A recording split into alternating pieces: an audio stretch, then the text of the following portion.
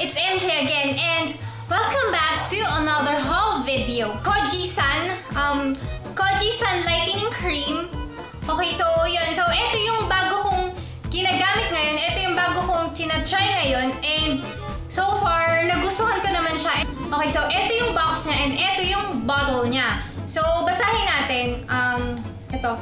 Koji-san Face Lightening Cream is a light and non-greasy blend of natural plant extracts and kojic acid, which is known for its excellent whitening effect. Okay, so benefits. Lightens skin and reduces dark spots, prevent the formation of new dark spots, reduces skin blemishes, restores skin suppleness, moisturizes skin, and brings about healthy and rosy skin. So, color white yung cream niya and yung smell niya, mabango yung smell niya. Mabango yung smell niya. Okay naman siya, pero kasi mas prefer ko kasi sa mga cream sa face yung unscented. Pero so far, okay naman siya. Hindi naman siya nag-cause ng breakout sa akin. And maganda siya. Kasi parang namu-moisturize niya talaga yung face ko. Tsaka yun naman, mabango naman siya. So this is 30 grams for 119.75 pesos. Okay, so next purchase naman is this Drawing Brows from Etude. This is in the shade, ano bang shade to? Brown, light brown, or dark brown. Basta yung number 1. Okay, so dalawa yung pinurchase ko kasi may pagbibigyan ako ng isa. This is for 148 pesos. And ang nagustuhan ko sa kanya, itong isa. Parehas lang sila ng shade number 1. So, itong isa, nabuksan ko na siya. Ang nagustuhan ko sa kanya is, ganito yung pencil niya. So, mas madali siyang gamitin sa brows. Mas madali siyang i-apply. Hindi siya kasi, di ba yung pencil, ang tendency, kung parang dumami siya, sumulat siya ng matindi kasi pointed. So, ito, pag ganito ko siya ginagamit. So, yun. Maganda siyang gamitin. Mas madali siyang gamitin. And, meron din siyang brow comb. So, hindi ko na kailangan magdala ng separate pang brow comb kasi dalawahan na siya and may takip pa siya. Eh, nung na-try ko namang isukulay sa eyebrows ko, itong brow comb, nakakasuklay naman siya and may kakayahan naman siyang makapag-blend ng eyebrow pencil. Okay, and syempre maganda, retractable. And ang alam ko, sabi ng friend ko, kasi friend ko lang yung nag-recommend sa akin nito, ang sabi niya, ay refillable daw ito. So, yun. So, maganda. Refillable siya. Ito yung swatch niya. Ito yung mapayat. Ito yung paganto. O, yun. So, diba, hindi siya ganun na sumusulat ka agad. So, hindi yung parang matapang agad yung pagkakalagay sa brows. So, parang hindi siya nakakagulat. Yun. Kaya nagustuhan ko siya kasi madali siyang gamitin. And sobrang mura niya for 148 pesos. Nagulat nga ako sa Etude, merong ganitong drawing brows na ang price ay 148 pesos. So, yeah. So, this is in the shade number 1. Dark brown ba o light brown? Basta yung number 1.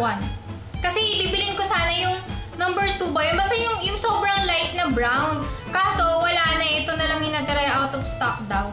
So, nabili ko to sa Etude House sa SM Santa Mesa. Maybelline again. Lagi na lang akong hindi nawawala talaga yung Maybelline product sa mga haul ko. So, eto siya. Yung before, di ba pinakita ko sa inyo, meron akong color tattoo, yung gold, color gold. Eto naman, hindi ko alam pagkakaiba nila, color ink ang nakalagay. So, ito, binili ko to para gamitin as an eye primer. Tinanong ko yung babae, sabi ko, Miss, ano ba yung pwede kong gamitin eye primer since dito sa atin, parang wala yatang primer sa eyes yung Maybelline. So, ito yung binigay niya sa akin. Eh, nagustuhan ko naman siya. Actually, ginamit ko siya dito sa eyes ko ngayon. Yun nga. So, mapapanood nyo to sa makeup tutorial ko. Ilalagay ko yung link sa baba. Okay, so this is for 379 pesos din. And isa-swatch ko na rin siya para sa inyo. Ito siya.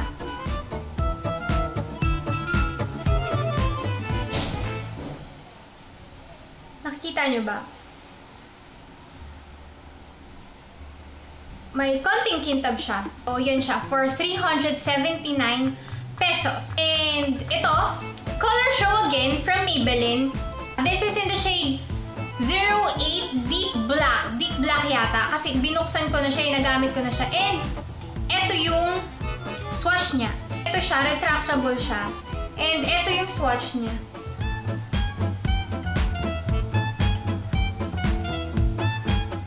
And nagulat ako sa kanya kasi hindi siya nag-smudge.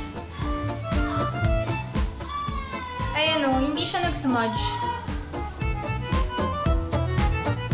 For 199 pesos. Ito naman, ito nabuksan ko na siya, sorry, from Clean & Clear. Clean & Clear Oil Control Film. Kasi yung pinakita ko sa inyo, di ba dati blue naubusan na ng blue. So, itong pink na lang yung binili ko. This is for 129 pesos. Pero ang pagkakaiba niya sa blue, yung blue kasi unscented and ito, may scent siya, pink grapefruit for 50 sheets. Wala na kasi nung blue and mas prefer ko yung blue kaso wala naman akong magagawa. And bumili na rin ako ng merong compact. And syempre, back up, wala na.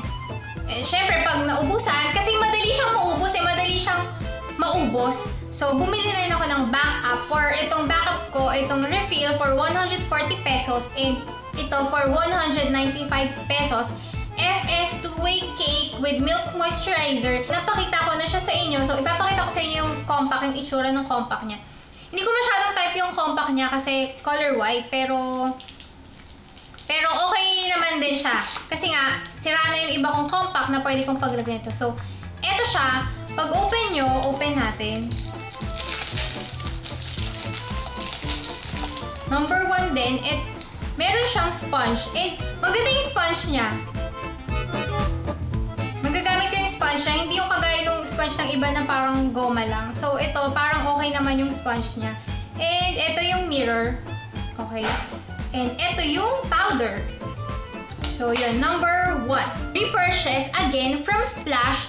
Splash Floral Blush.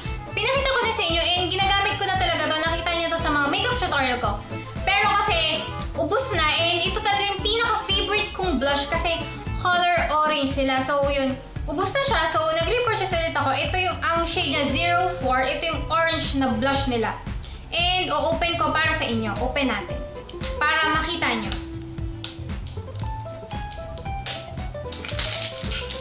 Okay, so, ito yung box niya. And, ito yung blush. Medyo sobrang lambot nga lang ng blush niya, kaya madaling mabasag. Pero, okay lang kasi favorite ko talaga yung maganda kasing dating ng blush niya. Ito yung loob. Ito yung swatch niya. Konti lang talaga tinitipid.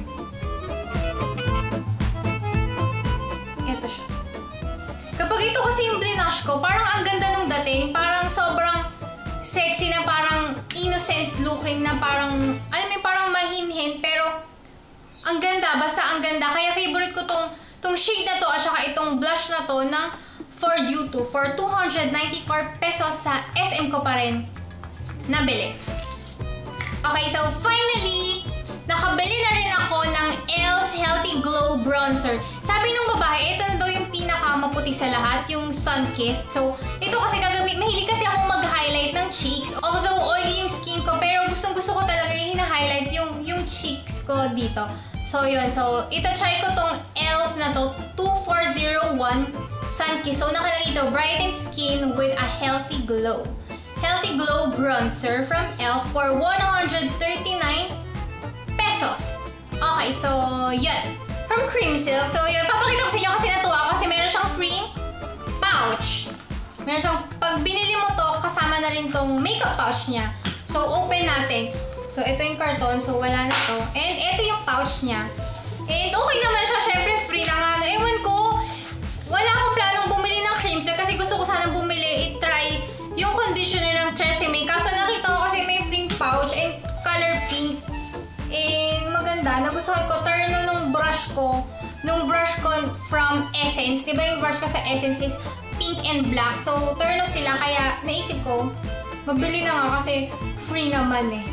Tresemme. So, yun. Malaki na yung binili ko. Sobrang favorite ko to. And favorite na rin to ni Ferdy. So, dalawa kami nag-share sa shampoo na to. Kasi sobrang favorite namin to. And ewan ko, maganda talaga siya. Hiyang siya sa hair ko. This is for 300 plus pesos.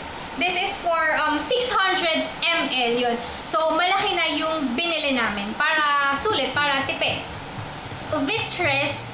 So, yun, nagamit ko na siya and hindi ko siya nagustuhan kasi masyado siyang oily sa hair. Kaso kasi, nagtitipid ako. Gusto ko sanang bilhin yung L'Oreal kasi alam ko maganda yung L'Oreal. Yung color orange, yun kasi talagang ginagamit ko before akong magpakulot ng hair dati. Eh, since ngayon, pinagupit ko na yung hair ko, so wala na yung kulot-kulot sa dulo, straight na ulit yung hair ko. Bibili sana ako, kaya lang nagtitipid ako. So, ito munang Vitress yung binili ko. Pero, this is for 50 ml. Hindi ko nagustuhan kasi parang masyado siyang oily sa hair. Nararamdaman ko talaga na may nakalagay na product sa hair ko. Pero, okay lang. Siguro uubusin ko na lang to. And next time, bibili na lang ako nung L'Oreal. I think that's it for now. So, mini haul lang to. Okay, so thank you so much for watching and I'll see you in my next video. Bye!